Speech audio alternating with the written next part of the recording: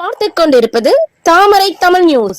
திருப்பத்தூரில் மழை காரணமாக ஜலகாம்பாறை நீர்வீழ்ச்சியில் ஆர்ப்பரித்து கொட்டும் தண்ணீர். வனத்துறையினர் குளிக்க தடை விதித்ததால் ஏமாற்றத்துடன் திரும்பி சென்ற சுற்றுலா பயணிகள். திருப்பத்தூர் மாவட்டம் திருப்பத்தூர் ஒன்றியத்திற்குட்பட்ட பெருமாப்பட்டு ஊராட்சியில் ஏலகிரி மலை தென் திசை அடிவாரத்தில் அமைந்துள்ளது புகழ் வாய்ந்த ஜலகாம்பாறை நீர்வீழ்ச்சி. இங்கு பிரசித்தி பெற்ற முருகன் கோவிலும் உள்ளதால் தமிழ்நாடு மட்டுமல்லாமல் அண்டை மாநிலமான கேரளா, பெங்களூரு மற்றும் பிற மாநிலங்களில் இருந்தும் சுற்றுலா பயணிகள் வந்து வழிபட்டு நீர்வீழ்ச்சியில் குளித்துவிட்டு செல்கின்றனர். தற்சமயம் நேற்றிரவு முழுவதும் பெய்த கனமழையால் ஜலகாம்பாறை நீர்வீழ்ச்சியில் வெள்ளம் பெருக்கெடுத்து ஆர்ப்பரித்து கொட்டுகிறது. இதன் காரணமாக சுற்றுலா பயணிகள் குளிக்க வந்தனர். ஆனால் வனத்துறையினர் நீர்வீழ்ச்சியில் குளிக்க தடை விதித்துள்ளனர்.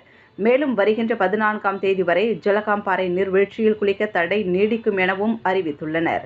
இதன் காரணமாக ஜலகாம்பாறை நீர்வீழ்ச்சிக்கு குளிக்க வந்த சுற்றுலா பயணிகள் ஏமாற்றத்துடன் திரும்பி சென்றனர் என்பது குறிப்பிடத்தக்கது.